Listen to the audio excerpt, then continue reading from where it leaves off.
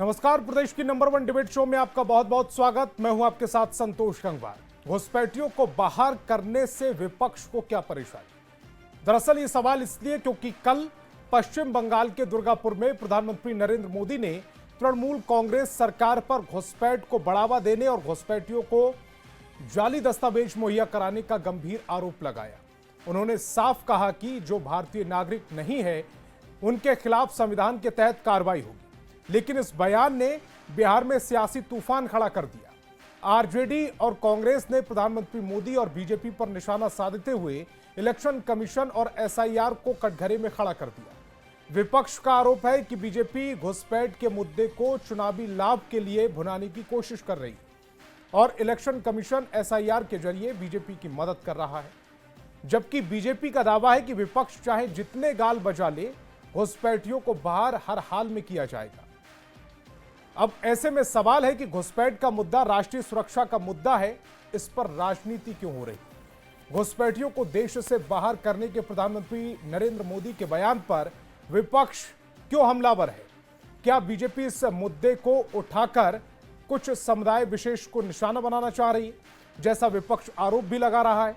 विपक्ष election commission की भूमिका पर सवाल क्यों उठा रहा है? घुसपैठ के मुद्दे पर विपक्ष का रुख देश हित में है या विपक्ष केवल सियासी नफा नुकसान देख रहा है? और सबसे बड़ा सवाल, घुसपैठियों को बाहर करने से विपक्ष को क्या परेशानी? आज की डिबेट इन्हीं सवालों पर।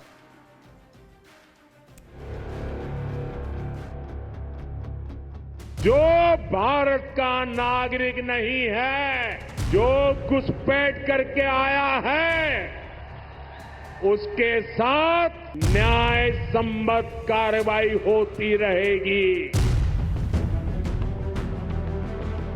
प्रधानमंत्री नरेंद्र मोदी की ये दो टूक उन विदेशियों के लिए है जो अवैध तरीके से भारत में घुसपैठ कर रहे हैं।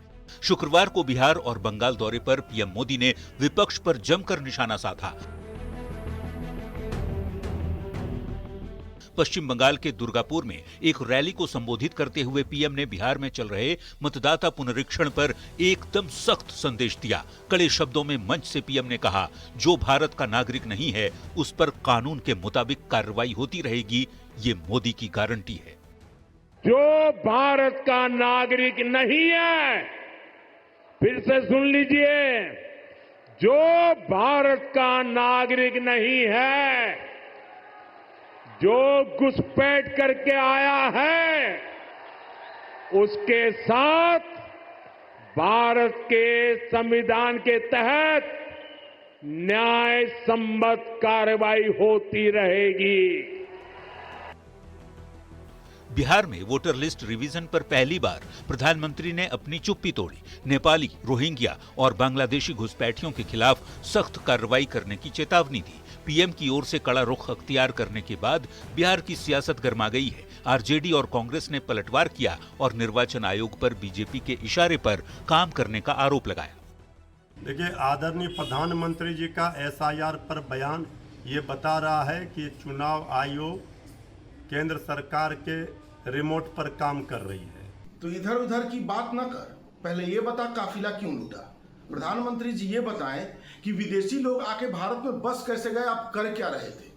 और पिछले 11 सालों से उन्हें निकालने के लिए आप ट्रंप चाचा की अनुमति का इंतजार कर रहे थे क्या? कब तक निकाल देना चाहिए?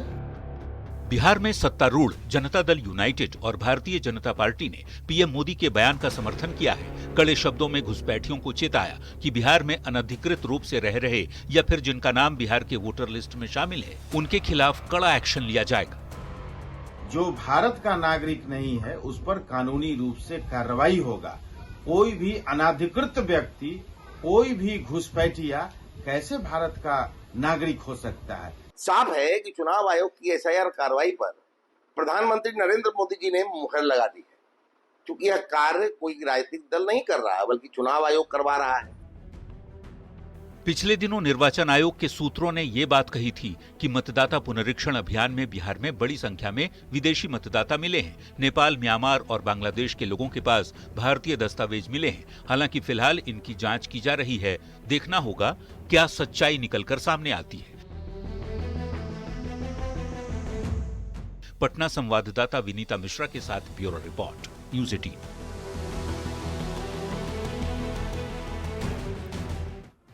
तो डिबेट की शुरुआत करें उससे पहले आज के सवालों पर आते हैं। आज बहस बयार की में हम पूछेंगे, राष्ट्रीय सुरक्षा के मुद्दे पर राजनीति क्यों हो रही है? घुसपैठ के मुद्दे पर विपक्ष हमलावर क्यों है?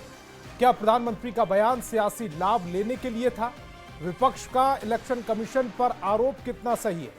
घुसपैठिए पर कार्रवाई से सौहार्द कैसे बिगड़ेगा? तो चलिए मेहमानों से आपका परिचय करा देते हैं। सत्ता पक्ष से हमारे साथ जेडीयू प्रवक्ता अभिषेक झा और बीजेपी प्रवक्ता नीरज कुमार जी जुड़ रहे हैं। तो वहीं विपक्ष से आरजेडी प्रवक्ता एजाज अहमद और कांग्रेस प्रवक्ता सिद्धनाथ तिवारी जी हमें ज्वाइन कर रहे हैं।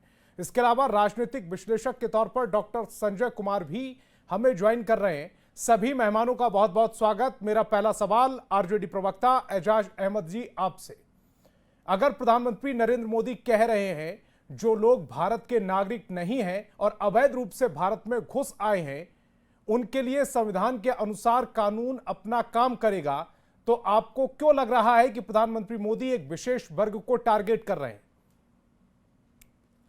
संतोष जी, सबसे पहले तो आपका ये भाषा आपत्तिजनक है कि आपको क्यों लग रहा है।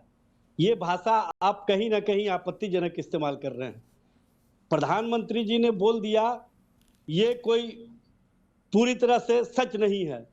सच तो यह है कि माननीय सर्वोच्च न्यायालय में जब ये मामले गए और जब सर्वोच्च न्यायालय में 10 जुलाई को सुनवाई हुई तो स्पष्टता सर्वोच्च न्यायालय ने जो जो टिप्पणियां की हैं उसको आप किस रूप में लेते हैं? क्या सर्वोच्च न्यायालय से ऊपर और भारत के संविधान से ऊपर एसआईआर हो रहा है? ये स्पष्ट कीजिए। भारत के संवैधानिक व्यवस्था के अंतर्गत माननीय सर्वोच्च न्यायालय ने जो जो डायरेक्शन दिए थे उस पर क्या चुनाव आयोग ने कार्रवाई की?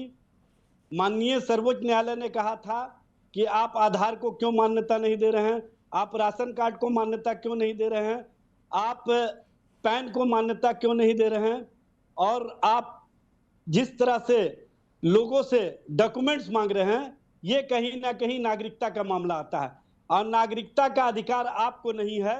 ये गृह मंत्रालय का मामला, वो भी न्यायिक प्रक्रिया के तहत गृह मंत्रालय तय करेंगे कि कौन भारत का नागरिक है कौन नहीं है। इस तरह से बयानबाजी कर दे प्रधानमंत्री और हम मान्यता दे दें या आप मान्यता दे दीजिए, ये कहीं ना कहीं भारत के संविधान और संवैधानिक व्यवस्था, बाबा साहब का जो संविधान है उसका उल्लंघन कर रहे हैं। और आप जिस तरह की भाषा बोलते हैं ना, ये कहीं ना कहीं लगता है कि आप टारगेटेड भाषा बोलते हैं। कौन सी भाषा पर आपको आपत्ति है? क्या बोला आपने, क्या बोला कि आपको क्यों आपत्ति है? हमको नहीं, भारत के संविधान को आपत्ति है। भारत के प्रधानमंत्री का मतलब ये नहीं है कि मतलब जो वो बात बोल देंगे आपको उसको मतलब आरजेडी को। मृत्युंजय तिवारी जी का बयान मैंने अपनी रिपोर्ट में सुनवाया, आपने सुना? आप व्याख्या मृत्युंजय तिवारी जी को, मृत्युंजय तिवारी जी ने का जो बयान था, मृत्युंजय तिवारी उसको सुना आपने? वो आरजेडी प्रवक्ता है या नहीं? अगर क्या वो कोई आपत्ति कर रहे हैं तो क्या बोलूं? संतोष जी सबसे बड़ी एजाज जी, किसी एजेंडे के साथ मेरी डिबेट में मत गुस्सा कीजिए। संतोष जी किसी एजेंडे के साथ मुझे टारगेट करने के लिए इस डिबेट में मत बैठा कीजिएगा। यह है कि आप लोग अगर मुद्दे पर बात करनी है तो मुद्दे पर बात कीजिएगा, संविधान पर बात करनी है संविधान पर बात कीजिएगा, लेकिन अगर मुझ पर टारगेट करने की दोबारा से आपने कोशिश की, अच्छा नहीं होगा। करने में लगे हुए हैं, ये स्पष्ट रूप से दिखता है। सर, मुझे आपके सर्टिफिकेट की जरूरत नहीं है, एजाज अहमद के सर्टिफिकेट की जरूरत नहीं है मुझे। मुझे एजाज अहमद का सर्टिफिकेट नहीं चाहिए। आप एंकर का मतलब ये नहीं है कि जो बात बोलिएगा उसको मैं हूबहू मानूंगा। और अपने दिमाग से थोड़ी करवाहट निकाल कर बैठा कीजिएगा स्क्रीन पर। आप कहीं टॉपिक पर बात कीजिएगा, टॉपिक पर बोलने के लिए समय दे रहा हूं। करते हैं मुझ पर टीका टिप्पणी नहीं, टॉपिक पर भाजपा के अनुसार बात करते हैं। बहुवाक्य नहीं आपका है ये। आप इस तरह की बात टॉपिक पर बोलेंगे या नहीं? आप अपनी राजनीति को, मेरी डिबेट शुरुआत से खराब मत कीजिएगा। अरे क्यों आप गलत व्याख्या करते हैं? क्यों गलत तरीका आप अपनाते हैं? आपने क्या कहा कि आपको क्यों एतराज है? मुझे क्यों एतराज है? आपको ऐतराज नहीं है? प्रधानमंत्री ने अगर घुसपैठियों को बाहर करने के लिए कहा, आप सहमति जता रहे हैं कि घुसपैठिए बाहर होने चाहिए? मैं पूछना चाहता हूं, मैं आपसे पूछ रहा हूं एजाज जी, घुसपैठिए बाहर होने चाहिए? आप इस पर हामी भर रहे हैं। एक एक नेता कार्यकर्ता आपको बांग्लादेशी नजर आता है। इस तरह का भाषा आप इस्तेमाल करके कौन सा राजनीति का टारगेट सेट करना चाहते हैं? भारतीय जनता पार्टी तो इस तरह का बात बोल ही नहीं सकती है और आप बोलते हैं इस तरह की भाषा। आप पहले भाषा को अपने और भाषा के ज्ञान को ठीक कर लिया कीजिए संतोष जी। इस तरह की भाषा ठीक नहीं है। ये भाषा कहीं ना कहीं स्पष्ट रूप से बताता है कि आप मुसलमानों को टारगेट करके राजनीति करना चाहते हैं, आप दलित पिछड़ा अति पिछड़ा को टारगेट करके राजनीति करना चाहते हैं, आप नेपाली कह करके अति पिछड़ा आप शब्द इस्तेमाल कर रहे हैं, ये मेरे लिए इस्तेमाल कर रहे हैं, बीजेपी के लिए कर रहे हैं, जेडीयू के लिए कर रहे हैं। ये स्पष्ट रूप से आप राष्ट्रीय जाहिर तौर पर आप बीजेपी के लिए कर रहे होंगे। आप राष्ट्रीय जनता उसी तरह से मैंने आपसे सवाल पूछा था, राष्ट्रीय भारतीय उस पर पर्सनल नहीं होते सर, जनता पार्टी के नेता की हैसियत से प्रधानमंत्री बोलते हैं, आप उसको प्रधानमंत्री के रूप में प्रस्तुत करते हैं, वो भारतीय जनता पार्टी के नेता के रूप में कहीं भी जा रहे हैं, चुनावी भाषण करते हैं। ये आपको समझना चाहिए। पश्चिम बंगाल में 2026 में चुनाव होना है, तो आज ही से नैरेटिव सेट कर रहे हैं। इस तरह की राजनीति आप मत किया कीजिए। भारतीय जनता पार्टी के अनुसार आप एंकर हैं, एक जिम्मेदार इस चैनल के एंकर हैं, और आप गैर सुनिएगा बात करते हैं, बहुत गौर से, कहीं से उचित नहीं है। अब बहुत गौर से सुनिएगा। एजाज जी, इंटरप्ट मत कीजिएगा। पश्चिम बंगाल से जुड़े हुए 3 जिले जिनकी सीमाएं पश्चिम बंगाल से लगती हैं, किशनगंज, कटिहार, पूर्णिया, इनका 1 मार्च 2025 का डेटा है, जिसमें किशनगंज में लगभग 126% लोगों के पास आधार कार्ड है, कटिहार में 123% लोगों के पास आधार कार्ड है, पूर्णिया में 121% लोगों के पास आधार कार्ड है। वो अलग विषय है, उस पर अलग डिबेट हो सकती है कि आधार कार्ड कैसे बन गए, ये सवाल पूछा जाएगा अभी इसी डिबेट में। लेकिन अगर ये आधार कार्ड बने हैं, अगर ये आधार कार्ड बने हैं, 100% से ज्यादा लोग कैसे आ गए? संतोष जी, गुजरात और अगर ये लोग आए हैं तो क्या इन्हें मताधिकार का इस्तेमाल करने दिया जाए? सुनिएगा तब ने गुजरात की मैं बात कर रहा हूं। गुजरात के पाटन का 112%, और आपको बगल में है गुजरात के अहमदाबाद के बगल का जिला, वहां 125%। इस तरह का नैरेटिव मत सेट किया कीजिए कि आप जो पश्चिम बंगाल और मुर्शिदाबाद और कहीं ना कहीं किशनगंज, अररिया, ये राजनीति मत किया कीजिए। इस तरह की राजनीति ठीक नहीं है। कहीं ना कहीं आप नैरेटिव की राजनीति करते हैं, आप कहीं ना कहीं एजेंडा की राजनीति करते हैं। ये अच्छी बात नहीं है, ये अच्छी परंपरा नहीं है कि मैं किसी राजनीतिक दल में नहीं हूं। एजाज जी, जब किसी ने एजाज जी, मैं किसी राजनीतिक दल में नहीं हूं, आप भूल जाते हैं भाई। आप राजनीतिक दल से ऊपर, आपसे सर्टिफिकेट की जरूरत नहीं है, आपसे सर्टिफिकेट की जरूरत नहीं है, आपसे सर्टिफिकेट की जरूरत नहीं है। एजाज जी, आपसे सर्टिफिकेट की जरूरत नहीं है, मुझे नहीं चाहिए। बीजेपी प्रवक्ता को स्क्रीन पर लेकर आए। आप साबित कर दीजिए कौन मुसलमान। प्रधानमंत्री नरेंद्र मोदी पश्चिम बंगाल में जाकर ये कह रहे हैं कि घुसपैठियों को बाहर किया जाएगा कानूनी प्रक्रिया के तहत। संतोष गंगवार जी, तो इस पर आपत्ति क्यों है? उन्होंने ये तो कहा नहीं कि बिहार में जो घुसपैठिए उनको बाहर करेंगे, पश्चिम बंगाल में जो घुसपैठिए उनको बाहर करेंगे। पूरे देश में घुसपैठिए हैं। सरकार का गृह मंत्रालय पहले ये शांत तो हो जाए, चिल्लाना तो बंद उनकी आदत है सर डिबेट खराब करना। वो ना तर्क पर बात करेंगे ना तर्क पर बात करने देंगे। जब नाश मनुष्य पर छाता है, पहले ही विवेक मर जाता है।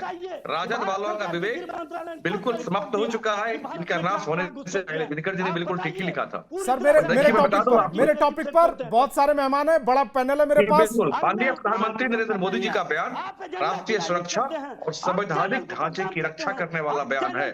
अवैध घुसपैठ निश्चित रूप से भारत की संप्रभुता, अखंडता और एकता और राष्ट्रीय सुरक्षा के लिए भी खतरा है। इसे रोकना हर हाल में काम है, और हम लोग की शुरू से नीति रही है कि हम लोग घुसपैठ के खिलाफ लगातार काम कर रहे हैं। घुसपैठ में कमी भी आई है, घुसपैठ को रोका जा रहा है। घुसपैठ कोई आज हो रहा है ऐसा नहीं है, घुसपैठ बहुत लंबे समय से 70 सालों से यहाँ हो रहा है। उसको रोकने में बहुत हद तक हम लोग कामयाब हुए हैं, और घुसपैठियों को हम लोग वापस भी करेंगे। निश्चित रूप से संविधान की धारा अनुच्छेद 326 के तहत वोट देने का अधिकार जो भारतीय नागरिक है उन्हीं को है। चुनाव आयोग सिर्फ ये काम कर रहा है, वो किसी की नागरिकता सिद्ध नहीं कर रहा, वह सिर्फ यह सुनिश्चित कर रहा है कि वोट बिल्कुल वैध हो, कहीं मतलब दोहरा वोट किसी का नहीं हो, एक आदमी का कहीं 3 जगह 2 जगह वोट होता है वो नहीं हो। मैं अपने बूथ की बात करूं, मैं बेगूसराय का रहने वाला हूं। मेरे बूथ पर हम लोग एक शिक्षक हुआ करते थे, कर्ण बाबू, मैं नाम भी ले रहा हूँ, बहुत साल पहले रिटायर कर गए, उनकी मृत्यु हो गई, उसका वोटर लिस्ट में अभी आके नाम कटा है साहब। क्या यह गलत है? ये बिल्कुल गलत नहीं है। बहुत लोग मृत्यु हो गए, बहुत लोग बाहर चले गए, उनका नाम हटना चाहिए, शुद्धिकरण होना चाहिए। और मैं आरजेडी के प्रवक्ता को बता दूं, नाम सिर्फ कट नहीं रहा है, एजाज जी की आवाज बिल्कुल बंद, जोड़ने की नहीं गए। इनका टर्न जब आए तब एजाज जी की आवाज को आप कीजिएगा। अरे मेरी आवाज कम कीजिएगा तो मैं आपसे आपके चैनल से वोटर जुड़ेंगे, मैं बता दे रहा हूं, बहुत सारे फर्स्ट टाइम वोटर जुड़ेंगे, कहीं कोई संशय नहीं। अल्टीमेटली आप देखेंगे आप दूसरे किसी प्रवक्ता के टर्न में इंटरप्ट नहीं करेंगे। यहाँ पर असितनाथ तिवारी जी भी आए हैं कांग्रेस के प्रवक्ता के तौर पर, हमारी तरफ से सम्मानित प्रवक्ता के तौर पर वो बैठे हुए भी हैं। उन्होंने अभी तक किसी पर इंटरप्ट नहीं किया। आप बीजेपी के भी बीच में इंटरप्ट करेंगे, एंकर के सवाल पर इंटरप्ट करेंगे, राजनीतिक विश्लेषक बोलेंगे तब आप इंटरप्ट करेंगे अपने समय पर। आपको समय दूंगा, उस समय पर जितना चाहे उतना लांछन लगाइएगा, जिस पर चाहे उस पर। नीति पर सिद्धांत पर भरोसा है नहीं तो ये कभी चुनाव आयोग पर आरोप लगाएंगे, कभी टीवी एंकर पर आरोप लगाएंगे, कभी ठीक है सर, टॉपिक पर समय बहुत कीमती है, एक मिनट बहुत कीमती है सर। टॉपिक पर आप बिलबिलाते क्यों हैं? चुनाव आयोग पर हम आरोप लगाते हैं तो आप बिलबिलाते चुनाव आयोग का वोटर इसका मतलब है कि आपका संबंध है, आपका संबंध है समय समय पर होते रहता है। असद जी को स्क्रीन पर लेकर आए, असितनाथ तिवारी जी को स्क्रीन पर लेकर आए। यह एक आवश्यक कार्यक्रम है, निष्पक्ष और पारदर्शी चुनाव कराने के लिए यह स्वागत योग्य कदम है, यह होना चाहिए और सभी दलों को आप निष्पक्ष चुनाव नहीं कराते हैं। पारदर्शी चुनाव असितनाथ तिवारी जी को स्क्रीन पर लेकर आए। हमारा भारत दुनिया का सबसे बड़ा लोकतंत्र है और उसका नीति चुनाव है। चुनाव में पारदर्शिता तो होनी ही चाहिए, निष्पक्षता तो होनी ही चाहिए। ठीक है, क्यों चाहते हैं कि घुसपैठिए वोट दें? क्या इसके पीछे क्या की मंशा है, क्या लालसा है, स्पष्ट करना चाहिए। असितनाथ तिवारी जी को स्क्रीन पर लेकर आए। असितनाथ तिवारी जी, 2004 में आपकी सरकार थी, यूपीए की सरकार थी, उस समय सरकार ने डेटा दिया था कि पश्चिम बंगाल में 57 लाख अवैध घुसपैठिए हैं 2004 में यूपीए सरकार में, और देश में 2 करोड़ अवैध बांग्लादेशी हैं 2016 में मोदी सरकार ने कहा था। यह आपका सवाल वाजिब है कि 11 साल से आप सरकार में हैं, आपने प्रक्रिया पहले शुरू क्यों नहीं की? लेकिन अगर क्या देरी से यह प्रक्रिया शुरू हुई है तो क्या इसका स्वागत नहीं होना चाहिए? जो इस देश का नागरिक नहीं है उसे बाहर नहीं जाना चाहिए? देखिए संतोष जी, अब तक की डिबेट बड़ी खिचड़ी रही, एसआईआर और घुसपैठिए। एसआईआर अलग मसला है, चुनाव आयोग इससे यह तय करता है कि कौन वोट देने के लायक है, कौन वोट देने के लायक नहीं है, किसका नाम हटना है और किसका नाम जुड़ना है। और इस बार जो एसआईआर पर संदेह है वो है कि इसके जरिए चुनाव की चोरी करने की कोशिश हो रही है, क्योंकि जिस तरह के कागज मांगे जा रहे हैं वो सबके पास नहीं होते और इस तरह से चुनाव की चोरी की जाएगी। घुसपैठ अलग मसला है, घुसपैठ वोटर बनने का मसला ही नहीं, घुसपैठ एक मसला है कि दूसरे देशों के लोग आपकी सीमा पार करके आ जाते हैं। बॉर्डर की सुरक्षा की जिम्मेदारी राज्य सरकारों की नहीं होती, बॉर्डर की सुरक्षा की जिम्मेदारी केंद्र सरकार की होती है। अगर बिहार में कहीं ये हुआ है तो इसके लिए हम नीतीश कुमार जी को तो दोषी नहीं ठहरा सकते, इसके लिए केंद्र सरकार की जवाबदेही बनती है और इसकी जिम्मेदारी भी केंद्र सरकार को लेनी चाहिए। अगर घुसपैठ है तो खुद प्रधानमंत्री जी कह रहे हैं मतलब घुसपैठ है। देखिए, मैं खुद बॉर्डर इलाके का रहने वाला हूं, नेपाल के बॉर्डर पर मेरा घर भी है, ननिहाल भी है, और बचपन से ही हम लोग देखते आते थे कि भाई घुसपैठिए पकड़े गए, फला देश का नागरिक पकड़ा गया, ढेमका देश का नागरिक पकड़ा गया, उसे बॉर्डर पे ही रोक लिया जाता था, पूछताछ होती थी और फिर आगे की कानूनी कार्रवाई होती थी। आपने संतोष जी, मुझे तो नहीं याद है, पता नहीं आपको याद है कि नहीं, कि मुझे तो नहीं लगता कि आज से 10 साल पहले किसी ने रोहिंग्या का नाम सुना था। अचानक 2019 में रोहिंग्या का नाम सामने आया और पता चला कि 1-1.5 सालों के भीतर बड़ी संख्या में रोहिंग्या आए हैं। सुरक्षा की जिम्मेदारी तो मोदी जी की थी, 14 से मोदी जी हैं। कहां से रोहिंग्या घुस गए, क्यों आपने घुसने दिया? चूक हो गई, घुस भी गए तो इतने दिन तक आप कर क्या रहे थे? किसके सिर आप टोपी सरकाना चाह रहे हैं? तो सवाल केंद्र सरकार से पूछा जाना चाहिए, ये राज्य सरकारों का मसला नहीं है कि बॉर्डर की सुरक्षा की जवाबदेही आपकी है। तो इस देश में रोहिंग्या आए कैसे? रोहिंग्या तो 2019 के बाद आए हैं, केंद्र सरकार ये मानती है कि रोहिंग्या की समस्या उसके बाद शुरू हुई है। तो आप क्या करें? समंदर के रास्ते आ गए तो समंदर की तरफ सुरक्षा की जिम्मेदारी आपकी नहीं है, वहां दूसरा कोई करेगा काम, वो भी तो आपकी जिम्मेदारी थी। कहीं से भी आए, आपने आने क्यों दिया? और आज इतना बड़ा आपने नासूर बना दिया है कि उसके जरिए आप चुनाव प्रभावित करने चले हैं। एसआईआर अलग मसला है, लेकिन आप चाह रहे हैं कि इससे हम चुनाव को प्रभावित कर दें। तो एक बात जान लीजिए, भारत के किसी भी एक नागरिक का मतदाता सूची से नाम काटने की कोशिश कीजिएगा तो हम बड़ी लड़ाई लड़ेंगे और सड़क से संसद तक लड़ेंगे। रही बात घुसपैठ की, रोकना आपका काम था, आपकी नाकामी है कि वो घुस गए और उनकी पहचान करके वो निकालना भी आपका काम है। आप अगर कर सके तो कीजिए, इसमें भाषण देने की क्या जरूरत है? जनप्रतिनिधि किसने आपको रोका है? आपका जो सवाल था, आपने कानूनी प्रक्रिया की बात की, मैं संविधान का एक अनुच्छेद कोट करता हूं। जनप्रतिनिधित्व अधिनियम 1950 की धारा 16 विदेशी नागरिकों को निर्वाचन सूची में नामांकन से अयोग्य घोषित करती है। तो अगर ये जो घुसपैठिए हैं, ये तो चुनाव आयोग का काम है। मैंने तो सर वही तो एसआईआर के तहत वही तो प्रक्रिया चल रही है। चुनाव आयोग का तो ये काम ही है कि उसको देखना है कि कौन वोट करने के लायक है और कौन वोट करने के लायक नहीं है, ये काम तो उसका है ही। वो किसी को घुसपैठिया नहीं घोषित कर सकता, वो गृह विभाग करेगा। मैंने बॉर्डर की सुरक्षा पर सवाल उठाए कि बॉर्डर की सुरक्षा किसकी जिम्मेदारी है और कैसे रोहिंग्या आ गए इस देश में, आने क्यों दिया? आपने खुद एक्सेप्ट किया है कि 17 से 19 के बीच में घुसे, तो 17 से 19 के बीच में तो मोदी जी ही नीरज जी बीच में नहीं, नीरज जी बीच में नहीं। सवाल यह है कि आप कार्रवाई क्यों नहीं कर रहे? एक और बात आपने कही संतोष जी कि आधार कार्ड 123% कहीं कहीं वो आंकड़े भी आए हैं, चिंताजनक आंकड़े। तो इसको दो तरीके से देखना होगा। एक तो भाई आधार कार्ड बनना ही 2010 के बाद इस देश में शुरू हुआ और 2005 से ही बिहार में एनडीए की सरकार है। आधार कार्ड बनाने के लिए जो जरूरी डॉक्यूमेंट्स लगाने होते हैं वो सरकारी दफ्तरों से बनते हैं। क्या कर रहे थे नीतीश कुमार जी? 2010 में तो वही मुख्यमंत्री थे ना। आपने कैसे इतने लोगों का आधार कार्ड बनने दिया? कैसे इतने डॉक्यूमेंट्स उपलब्ध हो गए कि वो आधार कार्ड बनवा लिया? अगर वो बाहरी है तो उसने आधार कार्ड कैसे बनवा लिया, ये समझना होगा। और अगर चुनाव आयोग के आंकड़ों से आप आधार कार्ड को देखना चाहते हैं तो वोटर आदमी बनता है 18 साल के बाद, लेकिन आधार कार्ड तो 5-6 साल के बच्चों का भी बनता है। तो मतदाताओं से अधिक संख्या तो आधार कार्ड की होगी ही, हर हाल में होगी। और जनसंख्या की बात अगर आप कीजिएगा तो आपने कम जनगणना कर ली कि आप जनसंख्या के हिसाब से उसके आंकड़े बता रहे हैं। सारे फर्जी आंकड़े पेश किए जा रहे हैं। इतना मैनिपुलेशन चल रहा है ना। एक एसआईआर में चल रही धांधली को, इलेक्शन चोरी, चुनाव चोरी को छुपाने के लिए सिर्फ फर्जी आंकड़ों की कलाबाजी ये सरकार कर रही है। फर्जी आंकड़े मत दिखाइए, क्योंकि निश्चित तौर पर वोटर से अधिक आधार कार्ड होंगे। और आपने जनगणना की ही नहीं है तो आपको पता क्या है कि कहां की आबादी कितनी और कितना आधार कार्ड बन गया? जनगणना तो 2011 के बाद हुई नहीं है। तो सब के सब झूठ बोल रहे हैं और दुर्भाग्य है कि प्रधानमंत्री बहुत झूठ बोलते हैं। जनगणना नहीं हुई है। जनगणना 2011 के बाद देश में हुई ही नहीं है।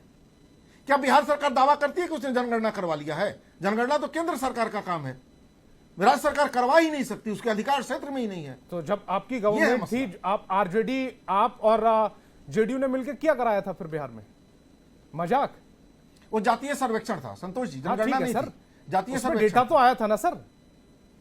मुझे मालूम है सर, मैं आपको पहले भी बोल चुका हूं, आप प्रबुद्ध प्रवक्ता हैं, आप शब्दों को की कलाबाजी और शब्दों की जादूगरी जानते हैं। ठीक है, कलाबाजी तो मोदी जी जानते हैं, मैं कलाबाजी मैं तो सीधी बात कर देता हूं ना। कलाबाजी मोदी जी जानते हैं।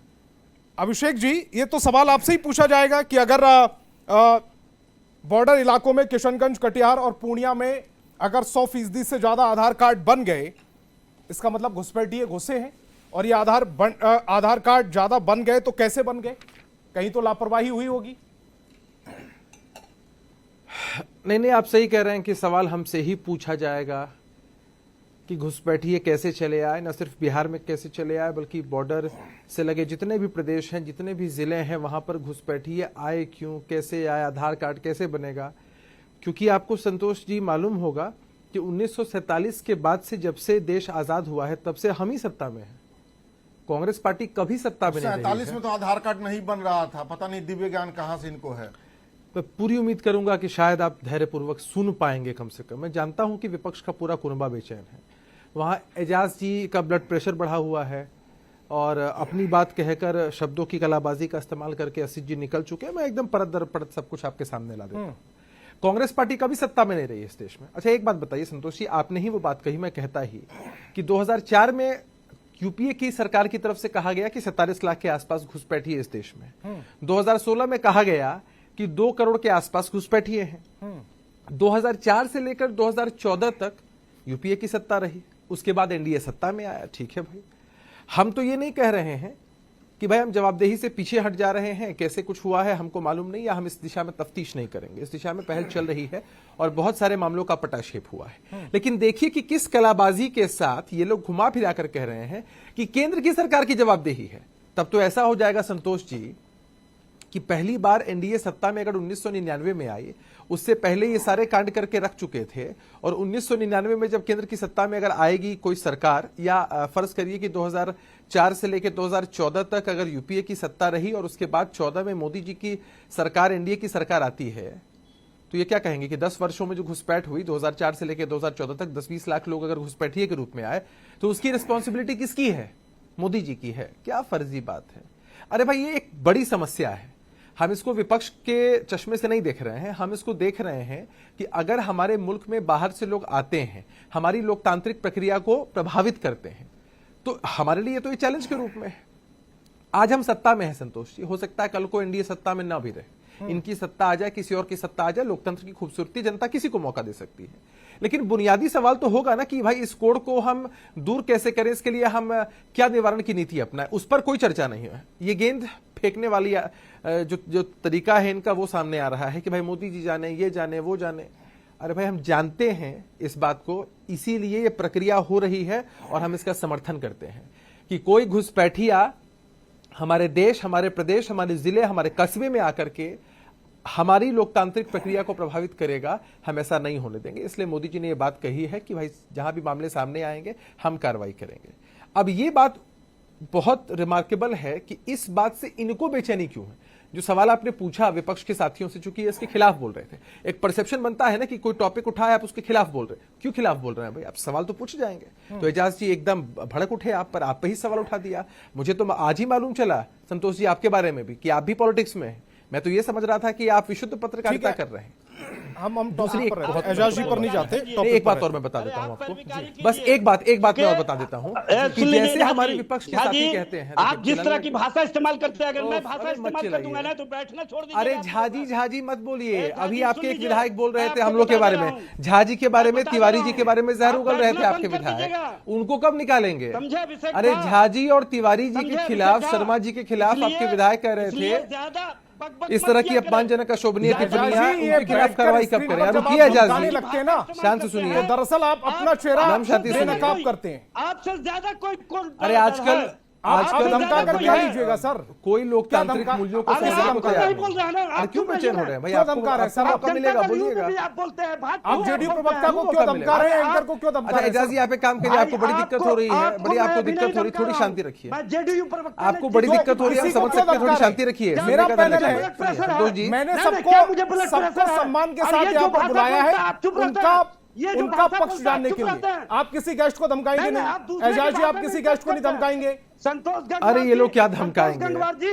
अरे ये लोग क्या धमकाएंगे हम लोगों को? ठीक है, इनके लोगों पर कार्रवाई कर करके हमने अंदर का रखा है। क्या मुझे ब्लड प्रेशर है? एक बहुत रिमार्केबल बात है। अरे रुकिए भाई, रुकिए, हाइपरटेंशन के शिकार। मैं पूरी डिबेट के सभी मेहमानों से एक महत्वपूर्ण बात है, किसी पर कोई व्यक्तिगत टिप्पणी ना करें, अपनी बात को अपनी पार्टी का पक्ष को रखें, किसी पर व्यक्तिगत टिप्पणी। अभिषेक जी जल्दी से हम बोलेंगे एजाज जी, आप सुन सकते हैं, सहन कर सकते हैं तो सुनिए, या अपनी पाली में जितना आपको कोसना होगा आप कोसिएगा, मैं सुनने को तैयार। संतोष जी देखिए, आसिफ जी ने एक बात कही, मैं इनकी बात को ध्यान से सुन रहा था। इन्होंने कहा कि हम किसी भी जो नागरिक है, हम उसके वोटिंग के अधिकार को अगर छीना जाएगा तो हम उसके खिलाफ जाएंगे। हम इनके साथ हैं, हम इनका समर्थन करते हैं, किसी नागरिक का वोटिंग अधिकार नहीं छीना जाना चाहिए।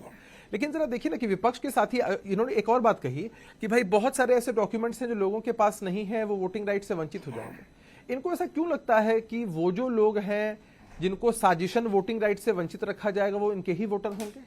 ये मैपिंग कैसे करते हैं? नहीं, वो देश के ये मैपिंग कैसे करते हैं? नहीं, हमारे आपके भाई हमारा मानना है कि वो तो वोटर हैं, हो सकता है आपको वोट दें, हो सकता है हमको वोट दें, हो सकता है अगले इलेक्शन में किसी और को वोट देते हैं। मैंने कहा हम आपकी इस बात के समर्थन में है कि किसी भी जेन्युइन वोटर के वोटिंग राइट्स को छीनने का अधिकार किसी के पास नहीं है। लेकिन अगर घुसपैठिए आते हैं तो उनके खिलाफ तो आपको भी खड़ा होना पड़ेगा। आप इस देश के लोकतंत्र की मजबूती के लिए यहाँ पर राजनीति कर रहे हैं, आप विपक्ष के साथी हैं तो ठीक है, आपको भी उसी मजबूती से घुसपैठियों का विरोध करना पड़ेगा। अब एजाज जी की तरह बेचैन होने की जरूरत नहीं है भाई। घुसपैठियों पर हम आक्रमण कर रहे हैं एजाज जी, हम आप पर आक्रमण नहीं कर रहे, हम घुसपैठियों पर आक्रमण कर रहे हैं। आपकी हम चिंता कर रहे हैं कि आप इतने बेचैन होइएगा तो कहीं आपके साथ। डॉक्टर संजय जी को स्क्रीन पर लेकर आए। डॉक्टर संजय जी, मैं एक और दिलचस्प बात आज पढ़ रहा था। 2005 में अवैध घुसपैठ पर संसद में हंगामा किया गया था। आप गैस करेंगे कौन था वो? 2005 में ममता बनर्जी ने वोटर लिस्ट में घुसपैठियों का दावा करके संसद के अंदर 2005 में हंगामा किया गया था।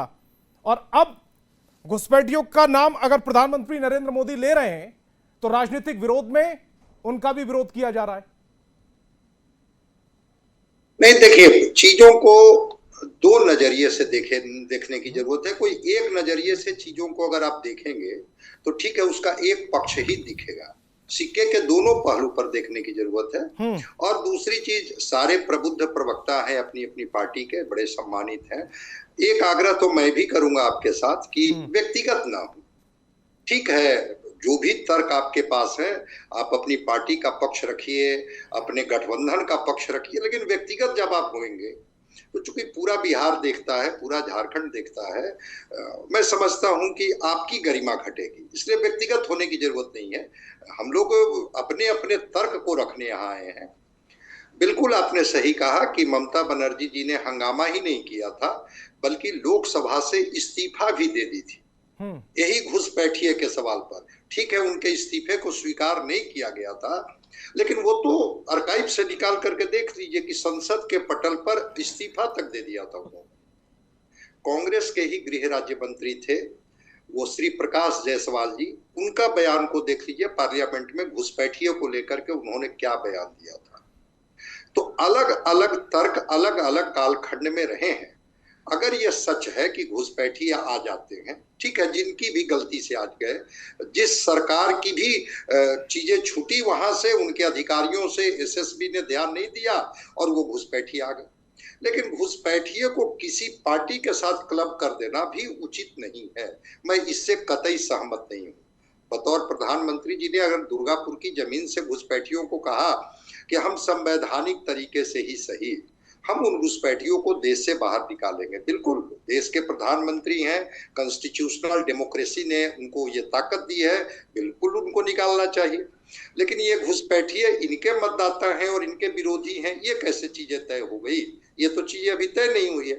दूसरी बात, लालू प्रसाद जी ने भी कभी कहा था कि घुसपैठियों को राशन कार्ड का लाभ नहीं मिलना चाहिए। तो अपने अपने कालखंड में ये देश का जो साधन है, संसाधन है, बिहार का जो साधन और संसाधन है, इस पर तो यहाँ के लोगों का अधिकार है ना। हमारी जरूरतें तो पूरी नहीं हो रही है। आपको जानकर के आश्चर्य होगा, छोड़ दीजिए घुसपैठिए कि कैसे वो बॉर्डर क्रॉस करके आ जाते हैं, वीजा लेकर के आते हैं इस देश में और फिर यहीं रह जाते हैं। क्या यहाँ के लोग कहीं किसी देश में वीजा लेकर के जाते हैं और वहां उनको रहने दिया जाता है? क्या अभी अमेरिका तो साफ दिख रहा है ना, कैसे उनको बैठा बैठा करके प्लेन में और किस तरह से अपमानित करके उनको देश को लौटा दिया गया कि भाई आप जिस देश के नागरिक हैं आप वहां जाइए, आप यहाँ क्यों रहिएगा? इस देश में भी, भारत में भी, लेकिन हाँ, कभी कभी घुसपैठियों के मुद्दे को बना करके गलतियां भी हुई है और उसका एक बेस्ट एग्जांपल है असम। आसाम में 5 लाख वहां के असमी नागरिक को कैसे वंचित कर दिया गया था नागरिकता से, ये भी इस देश का एक प्रमाण है। इसलिए चीजों को दोनों चश्मे से देखे जाने की जरूरत है, ऐसा नहीं कि कोई एक पक्ष को ही हम लोग लेकर के चले।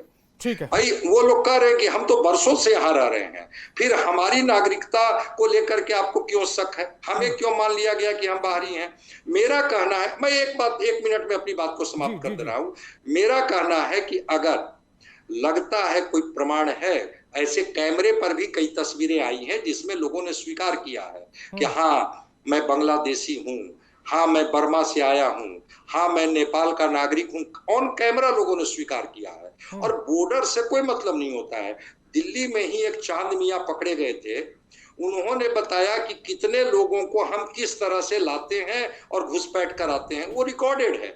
अब 33 लोग बांग्लादेशी तमिलनाडु में पहुंच गए, वो कैसे पहुंच गए भाई? वो तो बॉर्डर नहीं लगता है, बॉर्डर से नहीं होता है। लेकिन ये देश और देश की सरकार और देश के सूबे के जो मालिक हैं उनके भाषण से काम नहीं चलेगा, आपको एक्ट करना होगा। आप एक्शन लीजिए ना। लगता है कि वो घुसपैठी आ गए, आपके ही अधिकारियों की गलती से आप उनको चिन्हित कीजिए और चिन्हित करके उनके देश को लौटा दीजिए, कौन मना कर रहा है? लेकिन अगर भाषण में चीजों को केवल रखिएगा तो विपक्ष तो सवाल उठाएगा। इसलिए दोनों को है कि सत्ता हो या विपक्ष हो, अगर कोई विदेशी घुसपैठिए हैं तो चिन्हित चुनाव के वक्त ही क्यों होते हैं? यह नागरिकता का सवाल तो सब दिन होना चाहिए। चुनाव के वक्त ही क्यों आता है कि ये घुसपैठिए आ गए और ये हमारे नागरिक हैं? ये सवाल संसाधन का, साधन का, ये हर समय होना चाहिए। और बिल्कुल राज सत्ता की ये जिम्मेदारी है, आप उनको चिन्हित कीजिए और चिन्हित करके बताइए कि आप इस देश के नागरिक नहीं। ठीक है एजाज जी, घुसपैठियों पर आरजेडी का क्या स्टैंड है, ये क्लियर कर दीजिएगा आप। सबसे पहले तो मैं पूछना चाहता हूं, भारतीय जनता पार्टी जनता दल यू घुसपैठिए पर अपनी स्थिति स्पष्ट कर दें। इन लोगों की स्थिति स्पष्ट नहीं है, ये लोग नैरेटिव सेट करते हैं। स्पष्ट है, घुसपैठिए को इस देश में नहीं आने दिया जाएगा। सुनिए,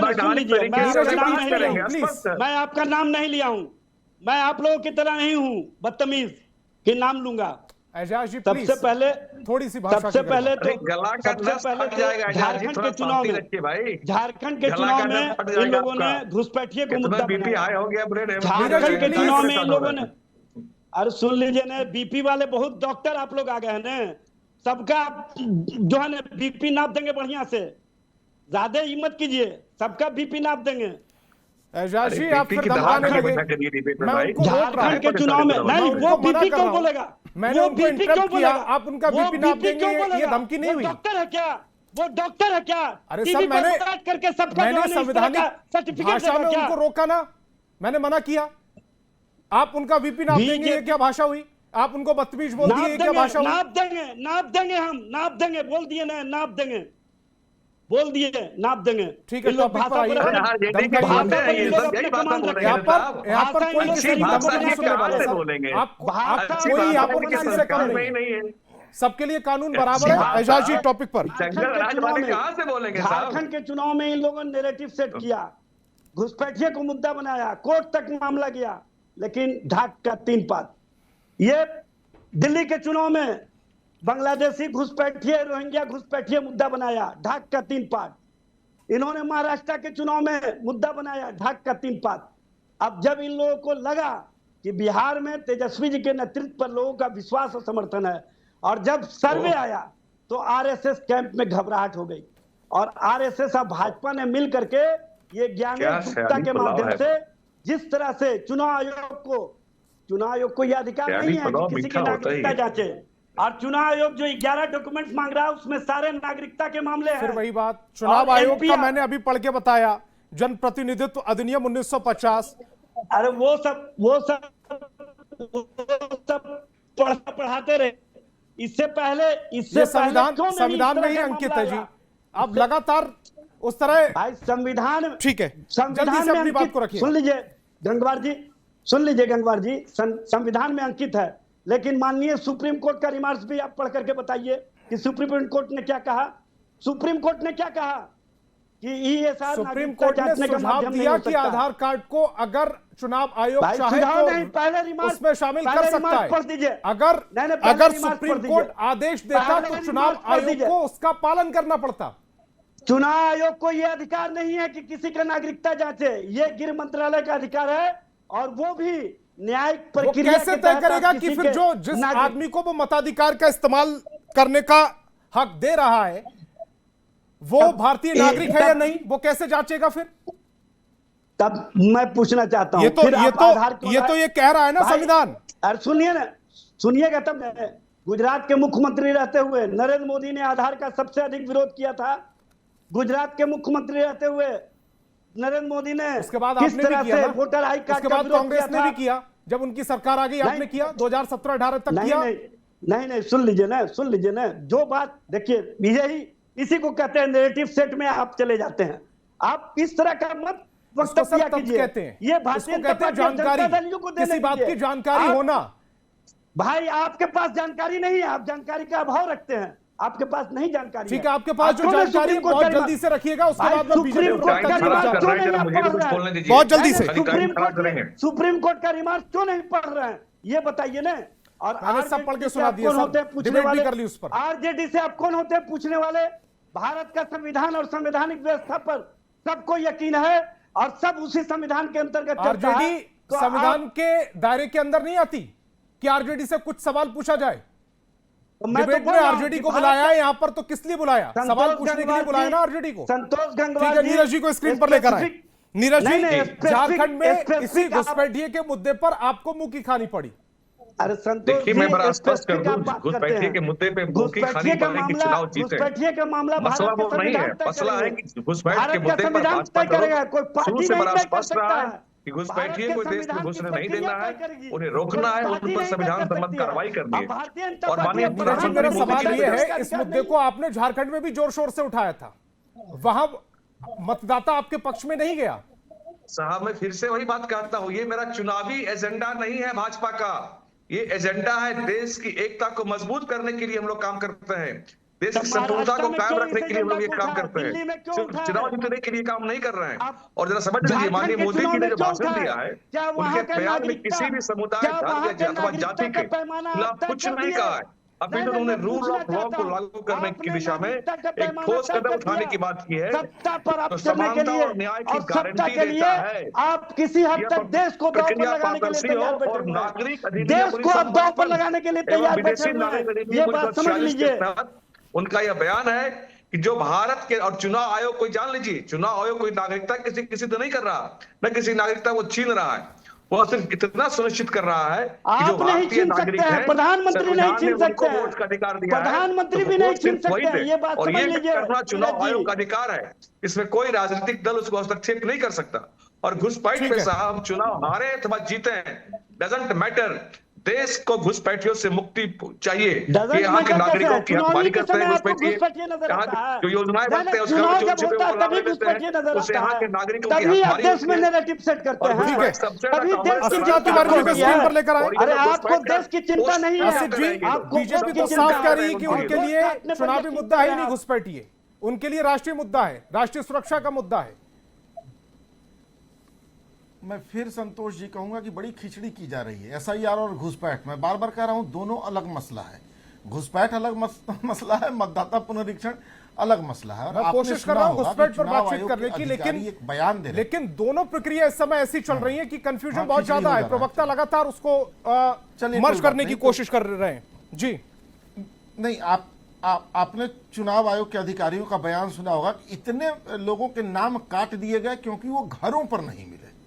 जाहिर सी बात है वो घरों में नहीं मिलेंगे, वो तो पंजाब के खेतों में खुद को बो रहे हैं, वो तो गुजरात के लोहे की फैक्ट्रियों में खुद को ढाल रहे हैं, वो तो मुंबई की ऊंची इमारतों में ईंट और गारे की तरह खुद को जोड़ रहे हैं। कहां से मिलेंगे आपको घरों में? तो नाम काट देंगे आप उनका। ये इलेक्शन की चोरी हो रही है। मतलब वो मजदूरी कर रहा है लाचारी में, क्योंकि यहां उसका पेट नहीं भर सकता, आप उसका नाम काट देंगे और कहेंगे घरों में नहीं मिले। मुंबई में मिल जाएंगे ना, जाइए खोजिए। लेकिन मुंबई में उन्हें कौन इस बात का प्रमाण देगा कि ये यहाँ के निवासी हैं और आप उसका वोटर लिस्ट में नाम जोड़ लीजिएगा? तो आप वहां भी नहीं जोड़िएगा और यहां से भी काट दीजिएगा। इस बात का विरोध हो रहा है। घुसपैठ के मसले का विरोध तो कोई कर ही नहीं रहा है, वो तो केंद्र सरकार का काम है। आप रोकिए घुसपैठ और हटाइए घुसपैठियों को, लेकिन मर्ज कर दिया घुसपैठ का विरोध। कहां कौन विरोध कर रहा है घुसपैठियों को हटाने का? भाई पता नहीं क्या क्या उन्होंने टीका टिप्पणी कर दी उस पर। जो भाषा शुरू में ही हुआ, आपका जो भाषा शुरू में हुआ, को हटाने का विरोध तो कोई नहीं करेगा। प्रधानमंत्री ने लेकिन उसकी आड़ में जो चुनाव की डकैती की कोशिश हो रही है उसका विरोध तो हर नागरिक को करना चाहिए। मैं उस पर एतराज किया हूँ और मैं बार बार एतराज। ठीक है अभिषेक जी, जवाब दीजिएगा।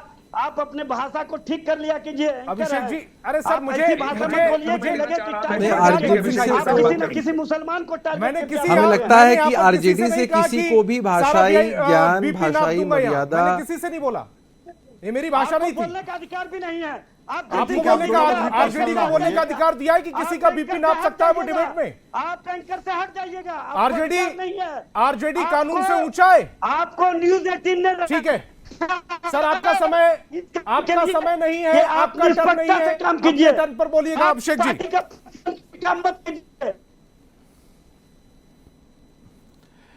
संतोष जी, भाषाई मर्यादा, लोकतांत्रिक मूल्यों की सीख आरजेडी से लेनी पड़े किसी को, ये तो बड़ा हास्यास्पद लगता है। मेरा इलाज नहीं कर पाइएगा सर। अरे भाई, मेरा इलाज नहीं कर पाइएगा। अब बताइए किस तरह की भाषा बोल रहे हैं? एक से एक लोग हैं भाई, मेरे खिलाफ बोलेगा। इलाज करने वाली बात कौन सी होती है इसमें? खैर देखिए, अपनी अपनी पारी में सबको बोलना चाहिए। जाकर इलाज कर लीजिएगा, जब आपका मौका पड़े तब जाकर इलाज कर लीजिएगा। ठीक है अभिषेक जी का टर्न है अभी। कुल मिलाकर मैं उसी बात को कहना चाहता हूं संतोष जी, घुसपैठ हमारे देश के लिए कोढ़ रूपी एक समस्या है। विभिन्न कालखंडों में यह समस्या एक्यूमुलेट होती रही है और इस पर सबके यूनानिमस सपोर्ट की जरूरत है, राजनीति की आवश्यकता नहीं है। जो प्रक्रिया एसआईआर की है उसमें सबके सहयोग की भी जरूरत है। कहीं विपक्ष के साथियों को कुछ दिक्कतें आती हैं, एडवाइसेस आर ऑलवेज वेलकम्ड। चुनाव आयोग भी ये लोग गए हैं और वहां जाकर के भी इन लोगों ने अपनी बातें कही हैं। हमारी इच्छा यही है ना कि भाई वोट देने के अधिकार से कोई जेन्युइन वोटर वंचित ना हो और कोई फर्जी वोटर लोकतांत्रिक प्रक्रिया को प्रभावित ना करे। और हमारा जो लोकतंत्र है वो मजबूत रहे। और कभी तो हमको रिव्यू करना होगा ना, हमको यानी चुनाव आयोग को रिव्यू करना होगा ना। और चुनाव आयोग के लोग अगर करते हैं तो हम चुनाव आयोग की तरफ से एलिजिबल नहीं है किसी भी सवाल का जवाब देने के लिए। चुनाव आयोग के जो संबंधित पदाधिकारी हैं वो बताते हैं, हम चुनाव आयोग के प्रवक्ता नहीं, अपने अपने दल के प्रवक्ता हैं। तो हमारी मंशा क्या है हमने आपको बता दिया। तरीके में कहीं कुछ खामी हो सकती है, रिवीजन की जरूरत हो सकती है, तो हो सकता है कि कोई भी दल, कोई भी इंडिविजुअल इसको लेकर के अपने एडवाइसेस दे। हमारे लिए खतरनाक क्या है मैं आपको बताता हूं। खतरनाक है विपक्ष के साथियों का ये जो बेचैनी वाला रवैया है, हाय तौबा मचाने वाला जो रवैया है और कलेजा पीटने वाला जो रवैया है, ये कहीं ना कहीं लोकतंत्र में एक कंफ्यूजन को पैदा करता है। जो हमारी स्वायत्त संस्थाएं हैं, जो स्वायत्त प्रक्रियाएं हैं, उन पर कंफ्यूजन क्रिएट करता है, जिससे लोगों के मन के अंदर ये डर हो सकता है, भय हो सकता है कि भाई कुछ गड़बड़ तो नहीं हो रहा है। तो ये तो एक और जहर ये घोल रहे हैं। जहां जिन प्रदेशों में चुनाव होते हैं इन्हीं चुनाव आयोग के माध्यम से और हमारे विपक्ष के साथी जीतते हैं, या यहां पर भी हमारे विपक्ष के साथियों के सांसद विधायक जीत कर आते हैं, वहां ये कहते हैं लोकतंत्र की जीत हुई, जनता की जीत हुई, तब तो इनको कोई दिक्कत नहीं होती है। हारते हैं या हारने का डर सताता है तो चुनाव आयोग को कटघरे में खड़ा कर देते हैं। जब किसी खेल में संतोषी आपको रेफरी पर भरोसा नहीं हो तो क्या वो खेल खेलना चाहिए? फिर तो वो खेल ही नहीं खेलना चाहिए इनको। तो ये सिलेक्टिव पॉलिटिक्स कहीं से भी अच्छी नहीं है। ये बिहार के लिए, लोकतंत्र के लिए, समाज के लिए बहुत घातक है। डॉक्टर संजय जी, इस पूरे मामले पर आपका क्लोजिंग स्टेटमेंट क्या होगा? 2 मिनट में अपनी बात को रखिएगा। जितना भी जो इस समय खिचड़ी पक रही है एसआईआर को लेकर और घुसपैठियों को लेकर, घुसपैठियों को अगर आप देश से बाहर करने का समय है तो वो क्या होगा? क्योंकि इस देश में कभी ना कभी किसी ना किसी स्टेट में चुनाव होते रहते हैं। देखिए, मैं दोनों चीजों को स्पष्ट कर देता हूं। दोनों चीजों को एक साथ क्लब करके देखेंगे तो कंफ्यूजन होगा। जो आपके ही स्क्रीन पर चल रहे हैं या सब लोग जानते हैं कि पश्चिम बंगाल और बांग्लादेश का 2712 किलोमीटर की सीमा मिलती है और उसमें 500 किलोमीटर ऐसा है जहां पर कोई बाढ़ नहीं है, बिल्कुल जंगली इलाका है जहां पर आसानी से लोग एक दूसरे देश में प्रवेश कर जाते हैं। कांग्रेस की ही सरकार थी उस समय जब बाढ़ लगाने की बात की गई थी तो बांग्लादेशी लोगों ने विरोध किया था, बांग्लादेश की सरकार ने विरोध किया था। क्या भाई, आपका देश अलग है, मेरा देश अलग है, फिर हम क्यों नहीं अपने सीमा को घेरेंगे, प्रोटेक्ट क्यों नहीं करेंगे? तो कहीं ना कहीं से घुसपैठ तो हो रहा है, ये सच्चाई है।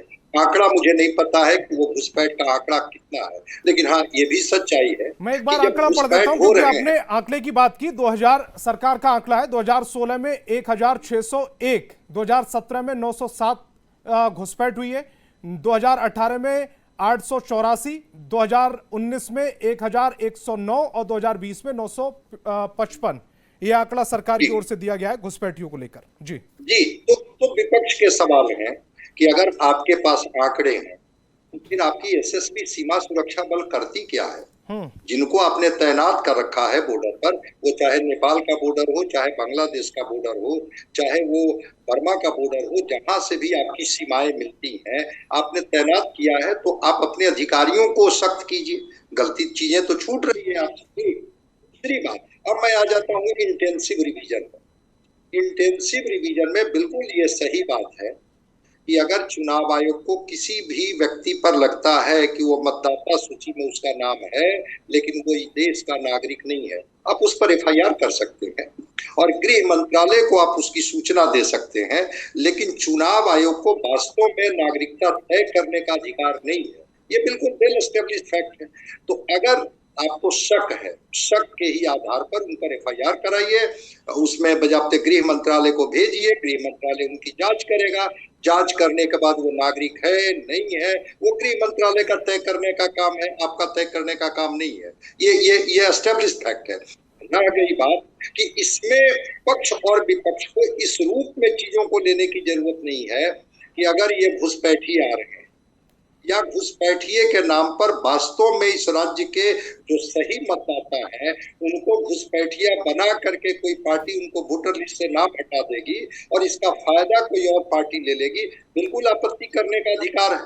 अब जाइए चुनाव आयोग के पास और आपत्ति दर्ज कीजिए कि भाई आप इस मतदाता को, अगर आपने कहीं से आपको डाउट है कि ये नागरिक नहीं है इस देश के या इस राज्य के नागरिक नहीं है, क्योंकि नागरिकता तो एक ही होती है, वो राज्य और देश का अलग अलग तो नागरिक नहीं होता है। जो नागरिक इस देश का है वो बिहार का नागरिक है, जो बिहार का नागरिक है वो देश का नागरिक है। आखिर आपको शक कैसे हुआ जब उनके पास एविडेंस है, प्रमाण है? आप ही के लोगों ने आधार कार्ड बनाया, आप ही के लोगों ने उनका बर्थ सर्टिफिकेट बनाया, आप ही के लोगों ने उनका डोमिसाइल बनाया, आप ही के लोगों ने जब बनाया, तो फिर उसके बाद भी शक का आधार आपका क्या बनता है?